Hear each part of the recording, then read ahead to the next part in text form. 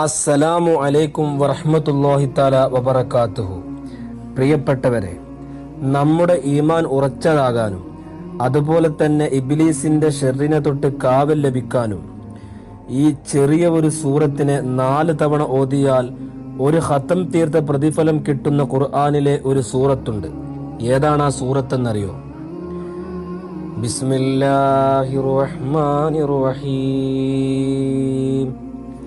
قل يا أيها الكافرون لا أعبد ما تعبدون ولا أنتم عابدون ما أعبد ولا أنا عابد ما عبدتم ولا أنتم عابدون ما